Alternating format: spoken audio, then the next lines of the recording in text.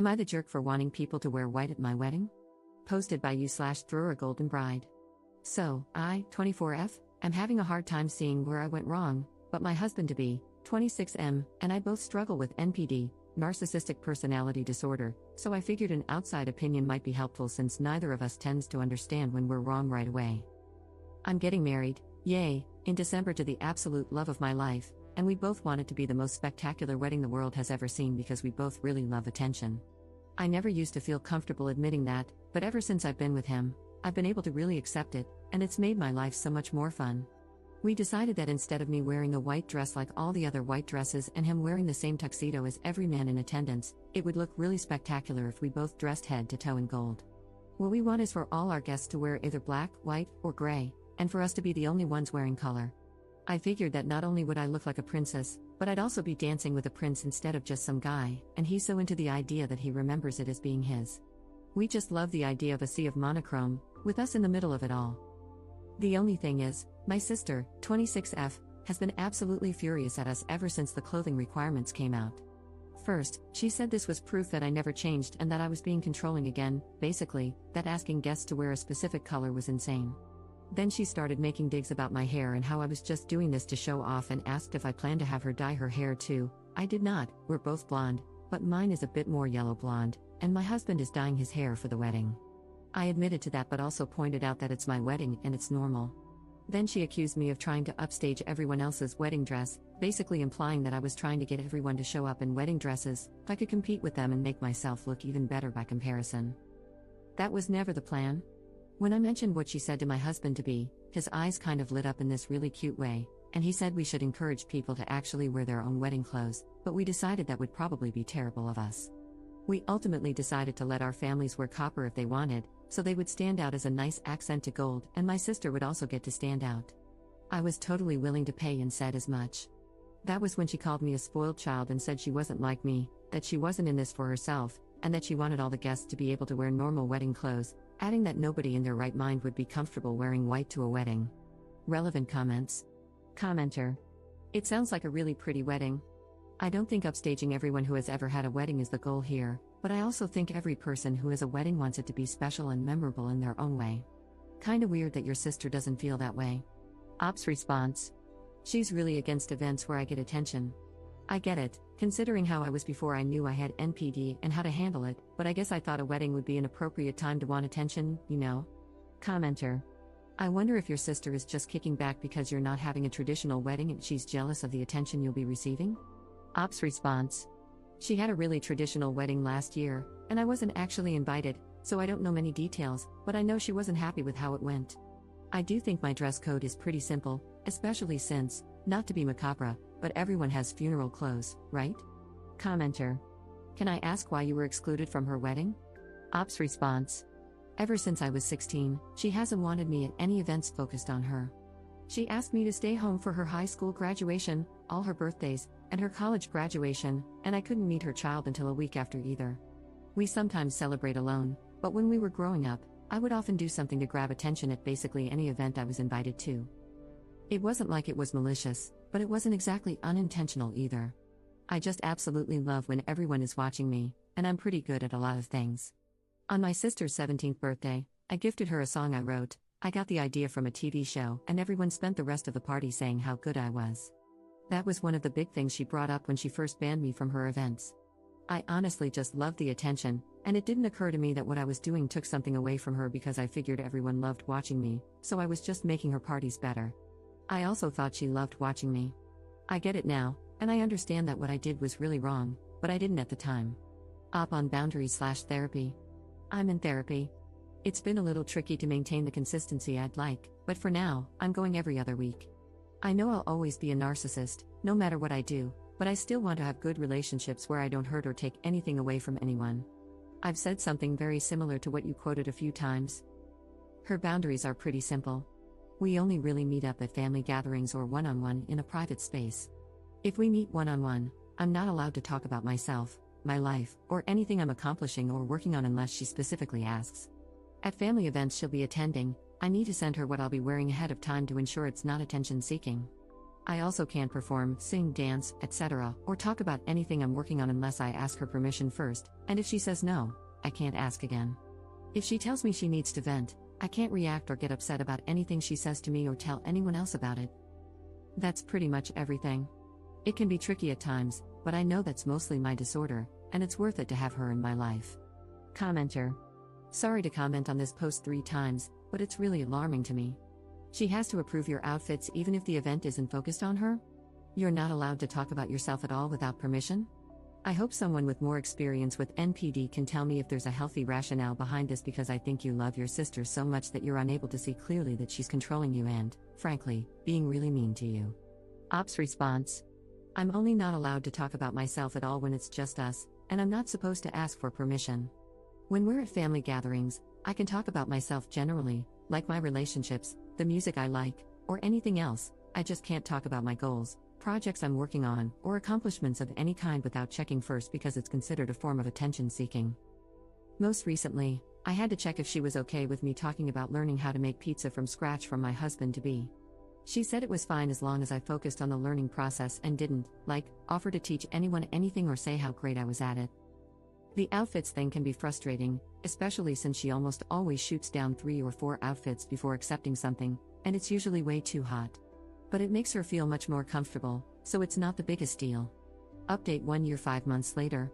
My husband and I recently celebrated our first anniversary, and I was thinking about all the dress code drama when I remembered this account and thought it would be fun to give you all a little 1 year update. After I made my original post, my husband and I decided to contact my sister and parents for a sit-down discussion about the situation. He offered to take everyone out to eat, and we had a really long conversation about my sister and my relationship. My sister said she had made a promise to herself never to let that happen again, and that if I wanted her in my life, I needed to be a normal person. My husband told her that if she was going to keep humiliating me for something I did as a child, then she wasn't a normal person either. It became a bit chaotic. My dad took our side and said my sister was taking things too far. My mom took my sister's side and said that since I have NPD, I'm not capable of real change, and that if they ever gave in at all, they would be hurting my sister. It ended with my sister calling my father an enabler and threatening to cut him off. It wasn't a great dinner overall. What surprised me was my sister's husband. She called me the next day at his recommendation, and we talked for a long time. She told me that she doesn't want to feel like a side character in the My Name show, and that it had felt that way throughout our childhood. I told her that I feel like I'm not allowed to have meaningful relationships with any of our family since she restricts what I say, do, and wear around them. I pointed out that she controls my clothes for almost every family event and that this was my wedding. She admitted that was a good point. Eventually, she agreed to attend the wedding in a really cute black and white checkerboard dress, and to leave if it became too much. The wedding itself was incredible. It was the second best day of my life so far, and my sister said she was genuinely happy for me. I felt like a princess in a fairy tale the whole day, and my husband was the handsomest prince in the universe. The whole thing was under the stars, it was perfect. I could talk about it forever, but character limits. As a wedding gift, my sister told me that she was going to start letting me wear what I liked at family gatherings, talk about my accomplishments, and even talk about myself a little when it's just me and her. And she has, and it's been great. The only better gift I got that night was my husband himself. This past year has been the best of my life, and I genuinely feel so much better about life and family these days. I'm a girl mom now, and I'm so glad my daughter gets to know her aunt and cousins too. I'm even allowed to babysit for my sister sometimes. Up in the comments. Okay, you want to hear why I am a diagnosed narcissist? 1. If I don't get attention, am alone too long, or cannot express everything in my mind to someone, doesn't really matter who, I can't feel anything. I just go numb. There's no happiness, no anger, no anything, just this vat of numbness that is unbearably dull and cannot be escaped until I have all eyes on me. 2. I genuinely believe I am the best at everything I do on an emotional level.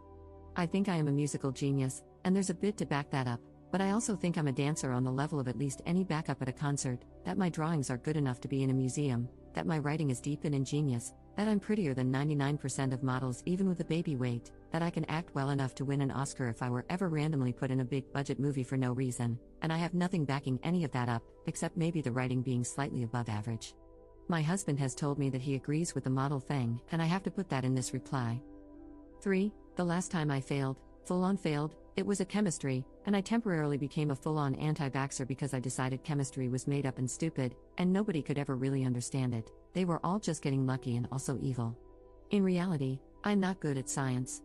I still kind of resent scientists. I also decided that my teacher must be madly in love with me and punishing me for being so beautiful because he didn't want his wife to divorce him. That is how my mind works when I am not good at a thing. 4. I recently sat my husband down, told him that I had rewritten a whole musical to be about another character, and that it was so much better than the original. One woman showed both the original and then mine in front of him without even my piano and demanded he tell me in detail all the ways mine was better than the original. He has never seen the original or read the book it was based on first. 5. I will talk and talk and talk and talk and talk. Look at this post. Look how many hours I've spent talking about myself, in detail. That's probably not the smartest, because I am absolutely loving the attention. I've had 4-hour conversations in which the other person said maybe 10 sentences max. My husband wants to inform you that it is more like 10 words. 6. My friend had me sit in the backseat instead of shotgun while she took me and 2 other girls to a very expensive concert for her birthday, and I decided she must secretly hate me, that she was boring and mean anyway, and by the time we reached the show, I was sure I'd go no contact after, only to realize the shotgun friend was the only one not sitting next to her in the show, and she was trying to be fair. I immediately remembered that actually, she's really smart and kind and fun, and I love her. I told her all this to her face the next day, and she said she could tell because she saw me glaring at her in the rearview mirror. 7. I throw a ball on my birthday. A literal ball. We save up all year, and I get a fancy dress and rent a ballroom. I make my friends call me Princess my name and pretend to be my ladies in waiting. The princess thing is actually pretty consistent in my life. I have tea parties at least once a month too. I am not a poor little meow meow with a misdiagnosis. I'm a person who has more than one personality trait, and honestly, I don't like that so many people want to say it's wrong. My husband has the same diagnosis, and so do a lot of my close friends. They're the people I am able to be myself around the most, and who understand me best. It hurts to hear them disparaged, even if you're trying to uplift me in the process. Up on how the husband relationship works. Well, my husband and I each see the other as an extension of ourselves, and we love each other. I have a princess complex, he has a hero complex, and we require the other to fulfill that. With our friends, there's definitely some competition, but there's also a lot of mutual enjoyment. One of my friends is a pretty famous influencer, and she's great to have around because she gets us VIP treatment everywhere. She took the pictures for my wedding. We do fashion together, and I get a steady stream of promotional gifts from her because we have very different coloring. What looks good on me almost always doesn't look as good on her. And vice versa, I suppose. Another one of my NPD friends is an alto, and I'm a soprano, so we're usually going for different roles in musicals. Basically, as long as we each have a defined niche, we can agree that our group as a whole is the best, and each of us is the best at our role. I'm the best blonde soprano musician in the group, and I don't mind if other people are the best at their own thing because I don't do social media, sing alto, or whatever else. Up on valuing relationships. I've always valued relationships. I want to have people in my life, and I do love my family. I just didn't understand that my getting attention took away from other people. I really, really love attention, but I figured that was just a me thing since other people experience things like stage fright or nervousness when talking to strangers or crushes, and a lot of people are shy or don't want to be the center of attention. It didn't occur to me that the things I did were bad,